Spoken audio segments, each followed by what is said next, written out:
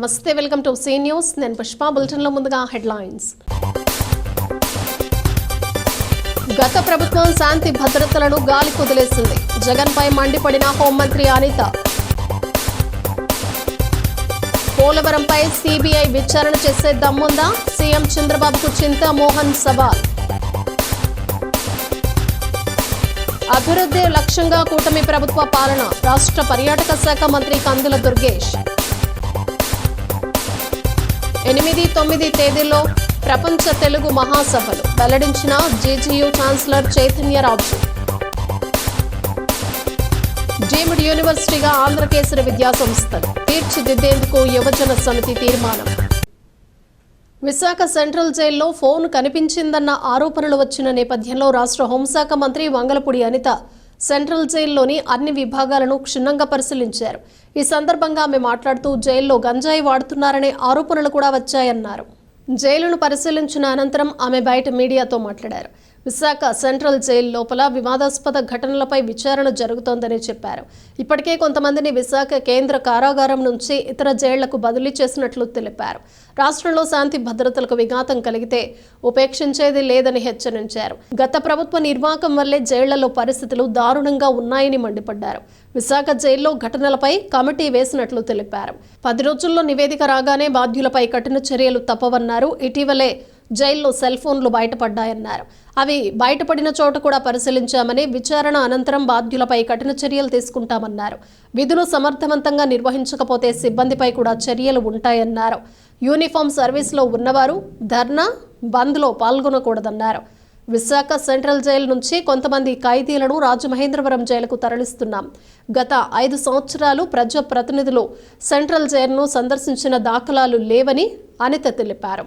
Superintendent కూడా suspend చేసే పరిస్థితి కూడా మీ అందరికీ కూడా తెలుసు. ఎందుకంటే లోపలికి గాంజా సరఫరా అన్నది జరుగుతుంది. కొంతమంది స్టాఫ్ లోపల ఖైదీలకి గాంజా సరఫరా చేస్తున్నారు అన్నట్టుగా కొన్ని ఆరోపణలు రావటం నేపథ్యంలో లాస్ట్ టైం కూడా మేమందరం కూడా దీని మీద ఎంక్వైరీ వేయడం జరిగింది. కొన్ని నిజాలు బయటపడిన తర్వాత కొంతమందిని కూడా అక్కడ నుంచి సస్పెండ్ చేయడం కూడా జరిగింది. అయితే ఆ రోజు నుంచి నేను లాస్ట్ టైం ఇక్కడికి ఫార్మల్ విజిట్ కి వచ్చినప్పుడు కూడా నేను చాలా సందర్భాల్లో ఇక్కడ అబ్జర్వ్ చేసి వాళ్ళందరినీ కూడా కొంచెం అలర్ట్ చేయడం జరిగింది. ప్రతిసారి మేడం ఏంటి లాస్ట్ 5 years గురించి మాట్లాడతారని మీరు అనుకోవచ్చు, కానీ ఆ ల్యాప్సెస్ అన్నవి చాలా క్లియర్ గా మేము ఫేస్ చేయాల్సిన పరిస్థితి వచ్చింది. లాస్ట్ గవర్నమెంట్ కంప్లీట్ గా ప్రిజన్స్ తాలూకా సెక్యూరిటీ పర్పస్ లో కానీ, వాటి మెయింటెనెన్స్ విషయంలో కానీ, కనీసం ట్రాన్స్ఫర్స్ విషయంలోని కానీ లోపల ఏం జరుగుతుంది అన్నది కంప్లీట్ గా వదిలేశారు. మేము వచ్చిన తర్వాత ప్రతిదీ కూడా పిన్ టు పిన్ మేము అబ్జర్వ్ చేసుకుని, పిన్ టు పిన్ మేము ఎంక్వైరీ చేసుకుని, ప్రతి ఎక్కడా కూడా ఇబ్బంది లేకుండా చూసుకునే బాధ్యత మేము తీసుకుంటా ఉంటే కొన్ని సందర్భాల్లో కొంతమందికి అది ఇబ్బంది కలిగే పరిస్థితులు రావచ్చు. వారికి ఎన్ని ఇబ్బందులు కలిగినా కూడా సెక్యూరిటీ, సేఫ్టీ అన్నది ముఖ్యం. కాబట్టి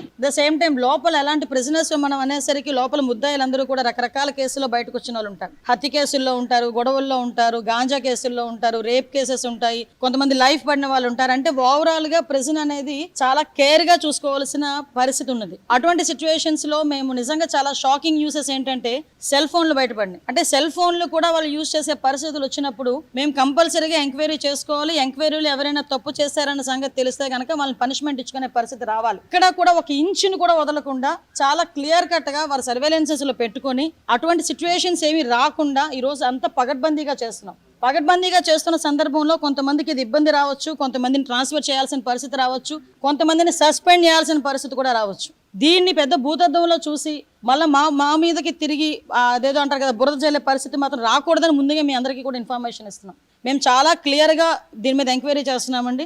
ఎక్కడ ఏ పొరపాటు జరిగినా కూడా ఎవరిని కూడా ఉపేక్షించే పరిస్థితి లేదు. ఆ ఎంప్లాయీస్ అయినా కూడా నేను ఇప్పుడే ఎంప్లాయీస్ అందరికీ కూడా చెప్పి వచ్చాం. ప్రిజన్స్ లో కానీ, పోలీస్ స్టేషన్స్ లో కానీ 5 సంవత్సరాల పైన ఈ రోజు వరకు కూడా కొంతమంది ఎంప్లాయీస్ పాతుకుపోయి ఉన్నారు. కొన్ని సందర్భాల్లో వాళ్ళతో రిలేషన్ పెట్టుకుంటారు, లోపల వాళ్ళు ఆ ఖైదీలతో కొంత రిలేషన్ పెట్టుకుంటారు. అంటే నేను అందరినీ చెప్పట్లేదండి, కొంతమంది వ్యవహారం జరుగుతుంది. కాబట్టి అటువంటి పరిస్థితి ఏంటంటే ఉదయం నుంచి సాయంత్రం వరకు ఒకే దగ్గర కూర్చుంటాం కాబట్టి ఏదో మాట కలుస్తుంది, కానీ అది యాక్షన్లోకి రాకూడదు.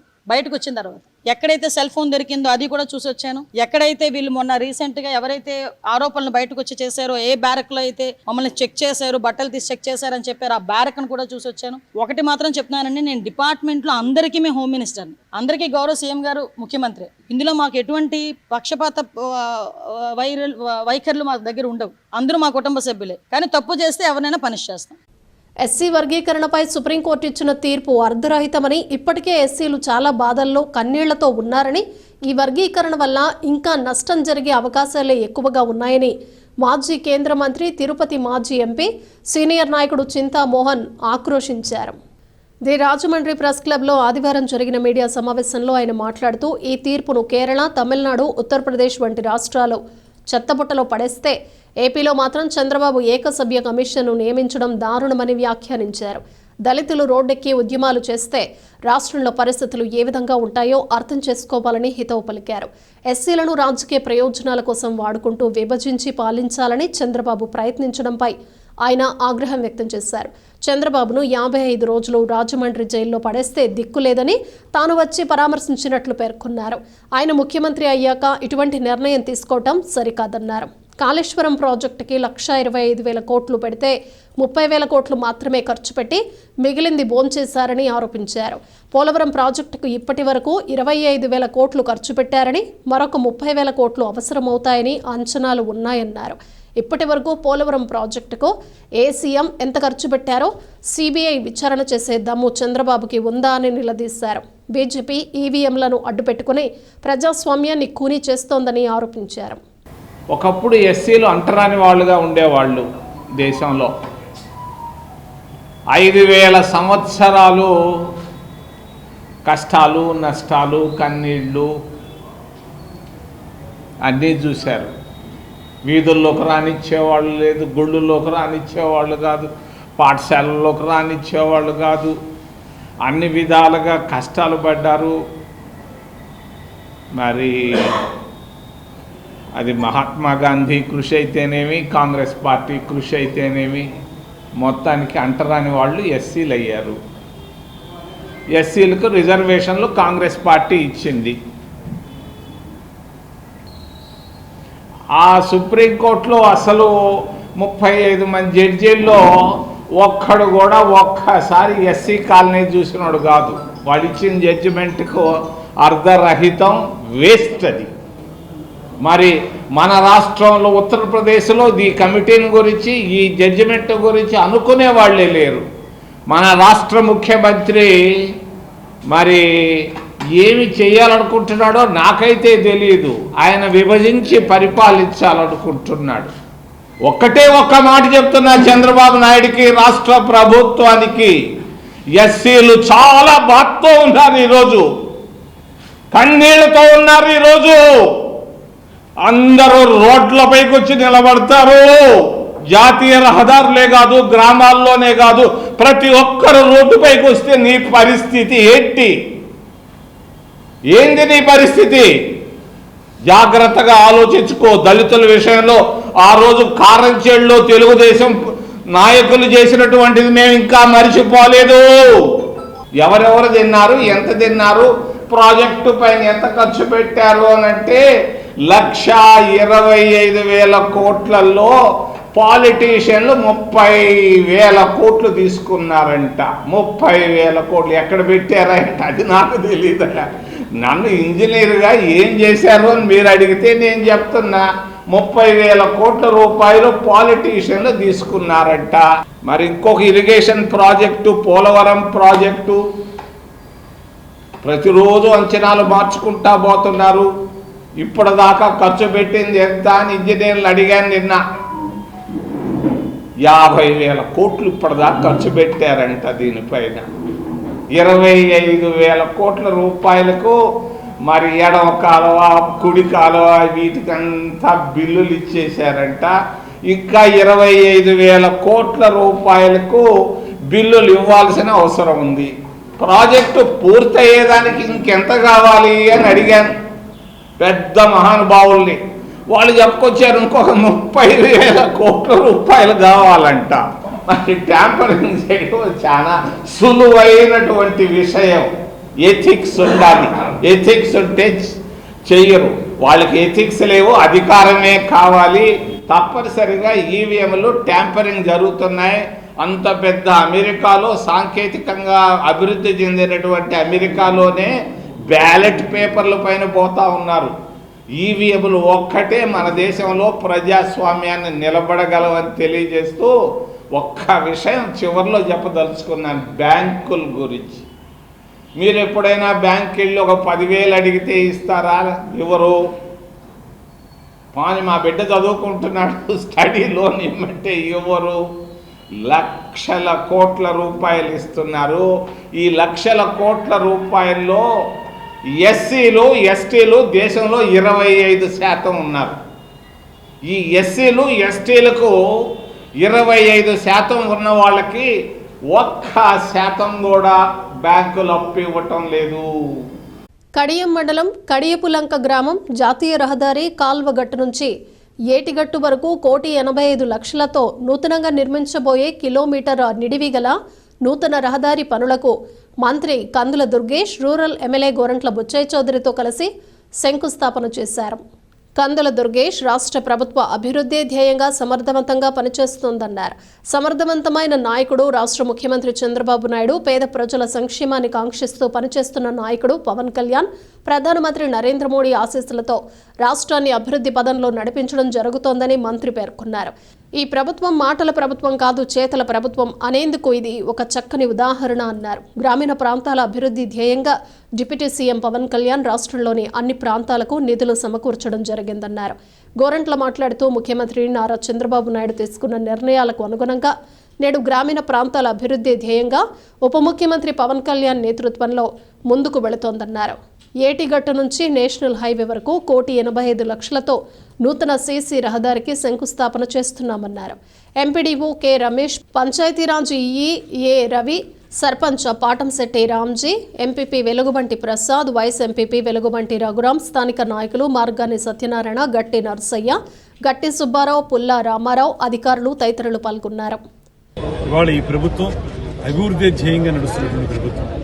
ఒక పక్కన సమర్థవంతమైనటువంటి పరిపాలనా దక్షుడిగా పేరు పొందినటువంటి ముఖ్యమంత్రి చంద్రబాబు నాయుడు గారు, మరో పక్కన పేద ప్రజల కోసం నిరంతరం తప్పించేటువంటి పవన్ కళ్యాణ్ గారు, ఇద్దరు కలిసి పైన నరేంద్ర మోడీ గారి యొక్క ఆశీస్సులతో మొత్తం రాష్ట్రాన్ని అందమైనటువంటి రాష్ట్రంగా తయారు చేసే విషయంలో చేస్తున్న కృషి ఇవాళ ప్రస్ఫుటంగా కనబడతా ఉంది.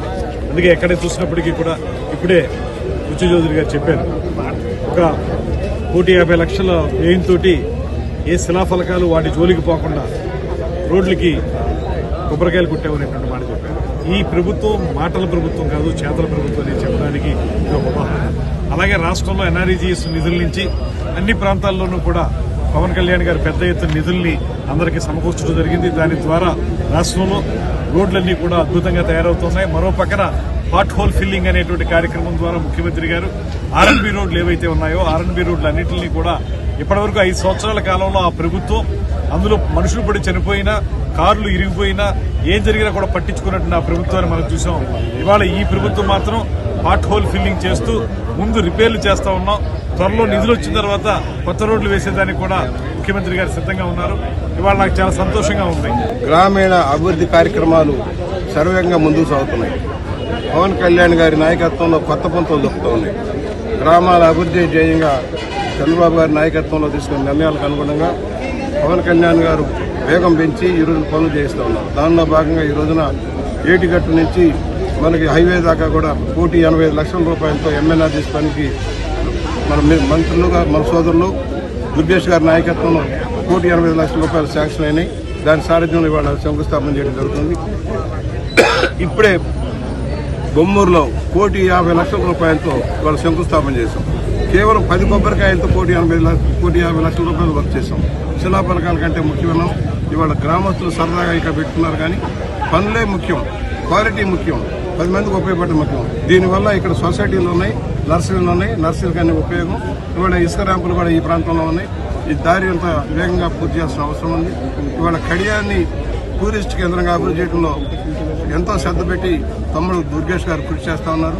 త్వరలోనే సమూలమైన మార్పులు వస్తాయి. ఒక వేగవంతమైన అభివృద్ధి కేంద్రంగా కడియపులంకను తీర్చిదిద్దాలనే లక్ష్యంలో దుర్గేష్ గారు నడుస్తున్నారు. మీ అందరం కూడా కృషి చేస్తా ఉన్నాం.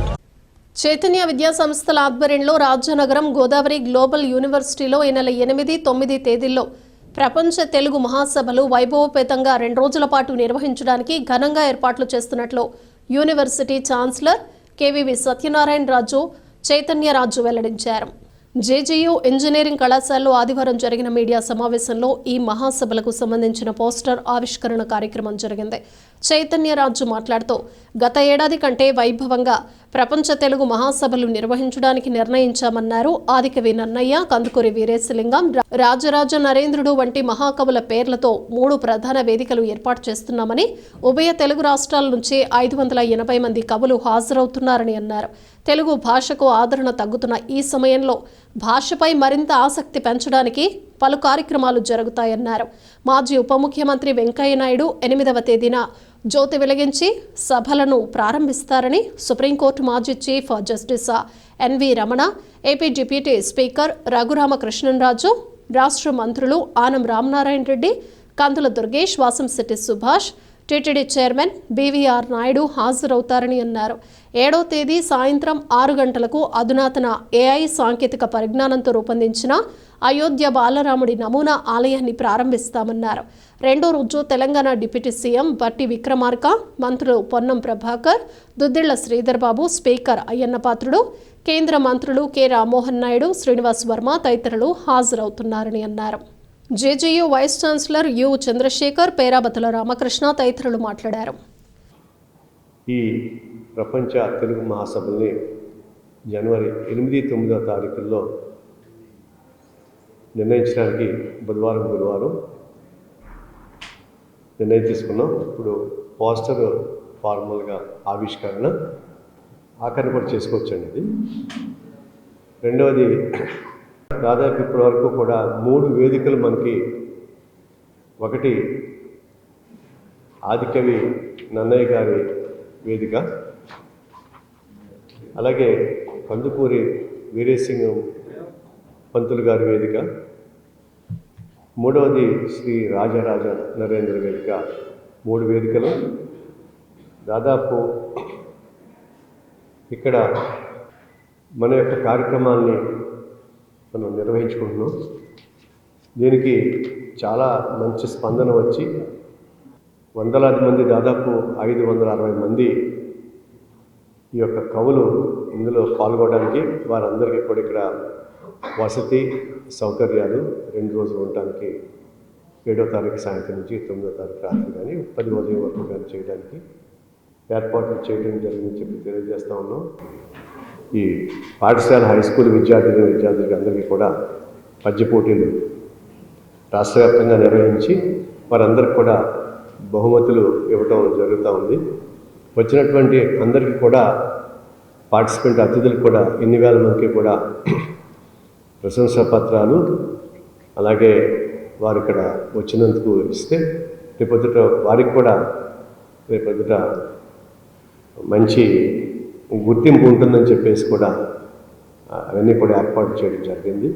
బిఆర్ నాయుడు గారు వారు కూడా మొదటి రోజు వస్తున్నారు. అలాగే సభకి ఉదయం 6 గంటలకే గణపతి పూజ చేసి ఒక అత్యంత అద్భుతమైనటువంటి ఆవిష్కరణ అది ఒకటి చేస్తున్నాము. మనకి ఒక అయోధ్య శ్రీరామచంద్రమూర్తి బాలరాముడి యొక్క విగ్రహమే కాకుండా నమూనా ఆలయాన్ని సాంకేతిక పరిజ్ఞానాన్ని జోడించి మా కులపతి మాన్యుడు శ్రీ యు చంద్రశేఖర్ గారు 3 నెలలు దాదాపు 5 రాష్ట్రాలతో అనుసంధానమై ఈ యొక్క సాంకేతికను వినియోగించుకొని ఒక అత్యంత అద్భుతమైనటువంటి ఒక కార్యక్రమాన్ని చేస్తున్నారు. చాలా సంతోషకరమైన విషయం. ముఖ్యంగా ఎక్కడెక్కడో తెలుగు మహాసభలు జరగడం లేదు, ఈ గోదావరి తీరంలో జరగడం లేదు.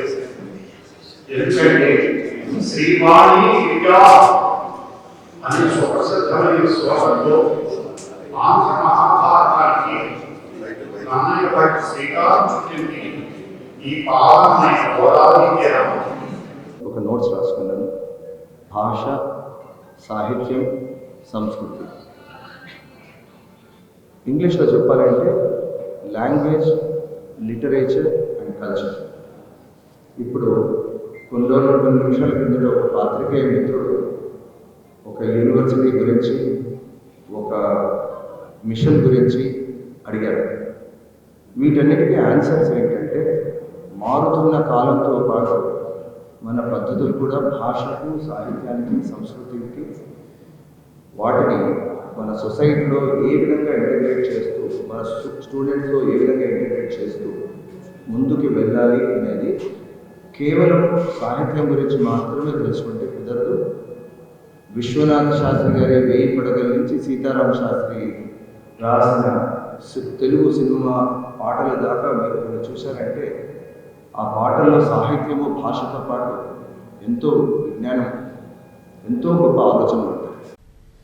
ఆంధ్రకేసరి విద్యా సంస్థలను కేజీ నుంచి పీజీ వరకు తీర్చిదిద్ది డ్రీమ్డ్ యూనివర్సిటీగా చేయాలని, ఇందుకు ప్రతి ఒక్క సభ్యుడు కృషి చేయాలని ఆంధ్రకేసరి యువజన సమితి తీర్మానించింది. సమితి అనుబంధ సంస్థల నిర్వాహకులతో నూతన అధ్యక్షులు వి భాస్కర్రామ్ అధ్యక్షతన ఏకేసీ రోటరీ హాల్లో సమావేశం నిర్వహించారు. సమితి అనుబంధ సంస్థలు నిర్వహించవలసిన తీరుతెన్నులు, ఆర్థిక విషయాలు వంటివి ఈ సమావేశంలో చర్చించారు. సమితి ప్రధాన కార్యదర్శి సిపి రెడ్డి మాట్లాడుతూ, డీమ్డ్ యూనివర్సిటీగా తీర్చిదిద్దేందుకు ఉన్న అన్ని అవకాశాలని వినియోగిస్తామన్నారు. సమితి పూర్వాధ్యక్షులు, మాజీ శాసనసభ్యులు రౌతు సూర్యప్రకాశ్రావు మాట్లాడుతూ, ఆంధ్రకేసరి విద్యా సంస్థలను తమ సొంత ఆస్తులుగా నగర ప్రజలంతా భావిస్తారని అన్నారు. ఆంధ్రకేసరి డిగ్రీ కళాశాల పాలకవర్గ అధ్యక్షులు, ప్రముఖ న్యాయవాది మద్దూరి శివ సుబ్బారావు మాట్లాడుతూ, నూతన కోర్సులు తీసుకురావటం జరుగుతుందని అన్నారు. జూనియర్ కళాశాల అధ్యక్షులు జట్టి ప్రసాదరావు, నూతన అధ్యక్షులు భాస్కర్ రామ్ను దుస్సాల్వాతో సత్కరించారు. పూర్వ అధ్యక్షులు డాక్టర్ కర్రీ రామారెడ్డి, సరస్వతి దేవాలయం అధ్యక్షురాలు డాక్టర్ కె అనురాధ, పూర్వాధ్యక్షుడు శ్రీనివాస్, ప్రముఖ న్యాయవాది చింతపండు ప్రభాకర్, జమ్మి సోదరులు, సమితి అనుబంధ సంస్థల నాయకులు పాల్గొన్నారు. సమితి ప్రచార కార్యదర్శి మాదిరాజు శ్రీనివాస్ వివరాలను వెల్లడించారు. దీనికి ముందు వ్యవస్థాపకులు వైఎస్ నరసింహారావు చిత్రపటానికి పూలమాలలు వేసి ఘనంగా నివాళులర్పించారు. స్థానిక మోడ్రన్ రూఫ్ ప్రభుత్వ జూనియర్ కళాశాలలో ఏర్పాటు చేసిన డొక్కా సీతమ్మ మధ్యాహ్నం భోజన పథకాన్ని రాష్ట్ర పర్యాటక, సాంస్కృతిక, సినిమాటోగ్రఫీ శాఖల మంత్రి కందుల దుర్గేష్ జిల్లా కలెక్టర్ పి ప్రశాంతితో కలిసి ప్రారంభించారు. మంత్రి కందుల దుర్గేష్ మాట్లాడుతూ, చదువుకు పేదరికం అడ్డు కాకూడదనే లక్ష్యంతో రాష్ట్ర ప్రభుత్వం జూనియర్ కళాశాలలో కూడా మధ్యాహ్న భోజన పథకాన్ని ప్రవేశపెట్టడం జరిగిందన్నారు. విద్యారంగంలో విప్లవాత్మకమైన మార్పులను తీసుకురావడానికి అనేక సంస్కరణలు చేపట్టనున్నామన్నారు. ప్రతిభ ఉన్న ప్రతి విద్యార్థి కష్టపడి చదివితే ఉన్నత శిఖరాలను అధిరోహించడం తథ్యమన్నారు. ప్రస్తుత సమాజంలో 60% నుండి 100% మార్కులు ప్రామాణికంగా మారాయన్నారు. ఇందుకు సంబంధించి రాష్ట్ర ప్రభుత్వం విద్యా విధానంలో ప్రతి విద్యార్థి చదువుకునేందుకు స్టాండర్డ్స్తో పాటు డిజిటల్ విధానాన్ని కూడా ప్రవేశపెట్టిందన్నారు. కలెక్టర్ ప్రశాంతి, మాజీ శాసనసభ్యులు Borugupalli Sesharao, Kovvur RDO Rani Sushmitha, DEO K Vasudeva Rao, జిల్లా వొకేషనల్ విద్యాధికారి JVSS Subrahmanyam, municipal chairman Bhupathi Adinarayana, junior college principal Bottu Geethanjali, Sujatha తదితరులు పాల్గొన్నారు. విద్యారంగంలో ఒక సమూలమైనటువంటి మార్పులు తీసుకురావాలనేటువంటి ఆలోచనలు చేస్తున్న సందర్భాన్ని మీకు నేను తెలియజేస్తా ఉన్నాను. గడిచిన 5 సంవత్సరాల కాలంలో మీడియం విషయంలో కానీ, సౌకర్యాల విషయంలో కానీ, కళాశాలల్ని, పాఠశాలల్ని అభివృద్ధి చేయాలనేటువంటి అంశంలో కానీ అభివృద్ధికి తూట్లు పొడిచినటువంటి ప్రభుత్వాన్ని మనం చూసాం. రకరకాల తప్పుడు జీవోలతోటి 3వ క్లాసు నుంచే హై స్కూల్ అన్నారు. 3వ క్లాసులో ఉన్నటువంటి అబ్బాయి కానీ అమ్మాయి కానీ హై స్కూల్కి వెళ్ళాలంటే పక్క ఊర్లకు వెళ్ళాలి. ప్రభుత్వ పాఠశాలలో చదువుకునేటువంటి పిల్లలకి ఆర్థిక స్తోమత పెద్దగా ఉండదు కనుక పక్క ఊర్లకు వెళ్ళాలంటే వారికి వాహనం సౌకర్యం ఉండదు కనుక చాలా మంది స్కూళ్లు మానేసిన సందర్భం చూసాం. అదేవిధంగా ఆంగ్ల మాధ్యమం మాత్రమే ఉండాలి, ఇంగ్లీష్ మీడియం మాత్రమే ఉండాలనేటువంటి మాటతోటి జీవో తీసుకురావడం వల్ల చదువుకునేటువంటి పిల్లలకి ఇబ్బంది కలిగింది. అప్పటి వరకు తెలుగు మీడియంలో బోధన చేసేటువంటి అధ్యాపకులకు కూడా ఇంగ్లీష్ మీడియంలో బోధన చేయడం అనేది కొంత ఇబ్బందికరంగా మారింది. దీనివల్ల కూడా డ్రాప్ అవుట్ శాతం చాలా పెరిగిపోయింది. అటువంటి నేపథ్యాన్ని చూసాం. అయితే ఇవాళ సంకల్ప్ 2025 అనేటువంటి మాటతోటి ఒక అద్భుతమైనటువంటి కార్యక్రమాలకి ఆంధ్రప్రదేశ్ రాష్ట్ర ప్రభుత్వం శ్రీకారం చుట్టింది. మనం స్కూల్ ఎడ్యుకేషన్ లో ఎక్కువ ఇంపార్టెన్స్ అనేది ప్రైమరీ అండ్ సెకండరీ ఎడ్యుకేషన్ కి ఇవ్వడం జరుగుతుంది. చాలా కార్యక్రమాలు మనం స్కూల్ ఎడ్యుకేషన్ లో మనం చేస్తూనే ఉన్నాం. బట్ ఇప్పుడు గత 6 months గా చూసుకుంటే సంకల్ప్ 2025 అనే ఒక ప్రోగ్రాంతో ఏవైతే కార్యక్రమాలు మనము స్కూల్ స్థాయిలో చేస్తూ మంచి రిజల్ట్స్ ని మనం తీసుకొచ్చామో అది యాజ్ ఇట్ ఈస్ గా మనం ఇంటర్మీడియట్ ఎడ్యుకేషన్ లో కూడా అమలు చేయడం అనేది జరుగుతుంది. అందులో first part parents teachers meeting. So parents అందరితో కూడా మనం మీటింగ్స్ పెట్టి మీ పిల్లలు వారి పిల్లలు ఎలా చదువుతున్నారు అనేది అధ్యాపకుల ద్వారా వాళ్ళకి తెలియజేయడం, అట్లానే వాళ్ళకున్న సమస్యలు ఏమైనా ఉంటే అది స్కూల్ స్థాయిలో మనము రిజాల్వ్ చేయడం, అలానే స్కూల్లో ఏమైనా సమస్యలు ఉంటే పేరెంట్స్ ద్వారా టీచర్స్ తెలుసుకొని లెక్చరర్స్ తెలుసుకొని అది కూడా రిజాల్వ్ చేయడం అనేది జరుగుతుంది. రాజమహేంద్రవరం నగరపాలక సంస్థ పరిధిలో పరిశుభ్రత పాటించడంపై వ్యక్తిగతంగా ప్రతి ఒక్కరూ బాధ్యత వహించాల్సి ఉంటుందని కమిషనర్ కేతన్ గార్గ్ విజ్ఞప్తి చేశారు. స్వచ్ఛతా సర్వేక్షణ్ 2025 కార్యక్రమంలో భాగంగా నగరంలో శానిటేషన్ నిర్వహణపై తనిఖీలు నిర్వహించారు. ఈ సందర్భంగా కమిషనర్ కేతన్ గార్గ్ వివరాలు తెలియజేస్తూ మనం నివసించే ప్రాంతం నగరాన్ని పరిశుభ్రంగా ఉంచుకోవడంలో ప్రతి ఒక్కరిపై సామాజిక బాధ్యత ఉందన్నారు. ముఖ్యంగా టీ స్టాల్స్, హోటల్స్, వివిధ వ్యాపారాలు నిర్వహించే వారి నుంచి వచ్చే వ్యర్థాలను వారే వ్యక్తిగతంగా బాధ్యత వహించాల్సి ఉంటుందని స్పష్టం చేశారు. నగరపాలక సంస్థను పరిశుభ్రత కలిగిన నగరంగా స్వచ్ఛతా సర్వేక్షణ్ 2025 కార్యక్రమాన్ని ప్రతిష్టాత్మకంగా చేపట్టినట్లు తెలిపారు. నగరంలో క్షేత్రస్థాయిలో తనిఖీలు నిర్వహిస్తున్నామని, ఎవరైతే వారి ద్వారా విడుదలయ్యే వ్యర్థాలను ఒద్దిక చేయకపోతే రిటర్న్ గిఫ్ట్ 2.0 కార్యక్రమం కింద వారికే ఇవ్వటం జరుగుతుందన్నారు. ఆల్ఫా రెస్టారెంట్, బాబా టీ స్టాల్ వారికి 2,000 రూపాయల చొప్పున అపరాధ రుసుము విధించారు. ఎంహెచ్ఓ డాక్టర్ వినోద్నా తదితరులు పాల్గొన్నారు. కార్పొరేట్ విద్యా సంస్థలకు దీటుగా ప్రభుత్వ పాఠశాలలు, జూనియర్ కళాశాలలను తయారు చేస్తున్నామని కొవ్వూరు శాసనసభ్యులు ముప్పిడి వెంకటేశ్వరరావు అన్నారు. స్థానిక ప్రభుత్వ బాలికల, బాలుర జూనియర్ కళాశాలలో డొక్కా సీతమ్మ మధ్యాహ్న భోజన పథకాన్ని ఆయన ప్రారంభించారు. తొలుత డొక్కా సీతమ్మ చిత్రపటానికి పూలమాలలు వేసి నివాళులర్పించారు. ఎమ్మెల్యే మాట్లాడుతూ పేద విద్యార్థులకు ఉచితంగా మధ్యాహ్న భోజన పథకం ప్రవేశపెట్టడం వల్ల వారి కుటుంబాలపై ఆర్థిక భారం పడకుండా చూడటం జరుగుతుందన్నారు. ఎమ్మెల్యే వెంకటేశ్వరరావు విద్యార్థులకు భోజనం వడ్డించి అనంతరం విద్యార్థులతో భోజనం చేశారు. నిరుపేద కడుపు నింపిన డొక్కా సీతమ్మ పేరు పాఠశాలలో, జూనియర్ కళాశాలలో మధ్యాహ్న భోజన పథకానికి పెట్టి ప్రారంభించడం ఎంతో సంతోషంగా ఉందని తెలియజేశారు.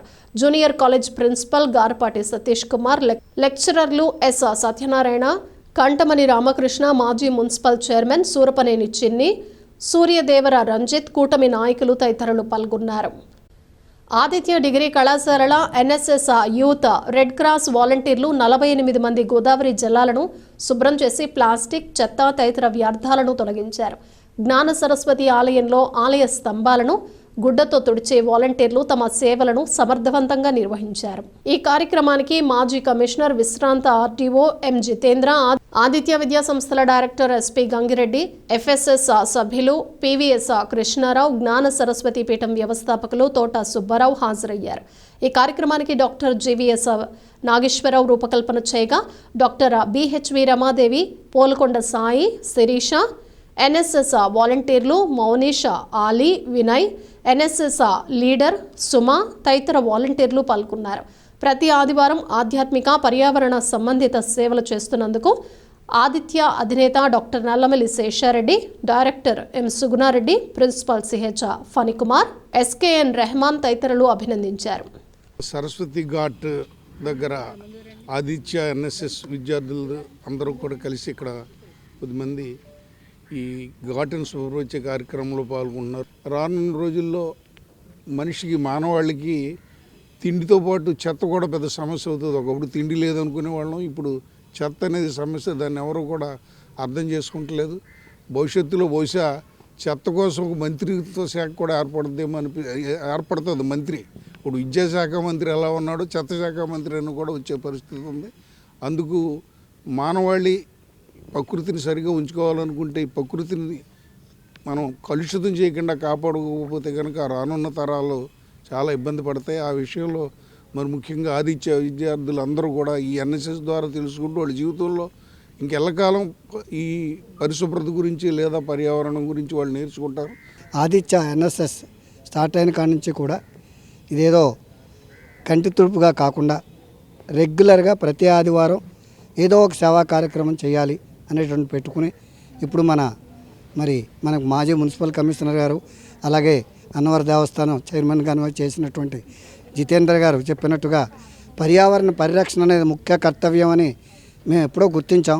అంచేత మేము ఎప్పుడూ కూడా ఈ పరిశుభ్రత కానీ మొక్కలు నాటడం కానీ ఈ 2 కార్యక్రమాలకి చాలా ఇంపార్టెన్స్ ఇస్తూ, అలాగే రైల్వే స్టేషన్లో బస్ స్టాండ్లో కూడా వెళ్ళి చెత్త ఏరి ఆ ప్రయాణికుల దగ్గరికి వెళ్ళి చెత్త వేయొద్దు అని చెప్తూ ప్రోగ్రాములు చేస్తూ ఉన్నాం. ఆదివారాలే కాకుండా విడి రోజుల్లో కూడా ముఖ్యంగా ఆధ్యాత్మిక కార్యక్రమాలకు సంబంధించినటువంటి ఈ గౌతమి ఘాట్ కానీ, ఆ కోటి దీప ఉత్సవాలలో సంబంధించిన కానీ మా వాలంటీర్లు చేసే సేవలు అమోఘం. ఏదైనా ఒక కార్యక్రమం ఉంది అంటే నేను చాలా గర్వంగా చెప్తాను, ఆ కార్యక్రమం నిర్వహణకు ఫస్ట్ ఫోన్ వచ్చేది ఆదిత్య నాగేశ్వరరావు గారికి, లేకపోతే నాకు. బులెటిన్ ముగించే ముందు హెడ్లైన్స్ మరోసారి. గత ప్రభుత్వం శాంతి భద్రతలను గాలి కుదిలేసింది. జగన్పై మండిపడిన హోంమంత్రి అనిత. పోలవరంపై సిబిఐ విచారణ చేసే దమ్ముందా? సీఎం చంద్రబాబుకు చింతామోహన్ సవాల్. అభివృద్ధి లక్ష్యంగా కూటమి ప్రభుత్వ పాలన. రాష్ట్ర పర్యాటక శాఖ మంత్రి కందుల దుర్గేష్. 8-9 తేదీల్లో ప్రపంచ తెలుగు మహాసభలు వెల్లడించిన జేజీయూ ఛాన్సలర్ చైతన్యరాజు. డీమ్డ్ యూనివర్సిటీగా ఆంధ్రకేసరి విద్యాసంస్థలు తీర్చిదిద్దేందుకు యువజన సమితి తీర్మానం. ఇవి బులెటిన్ విశేషాలు. Keep watching see news.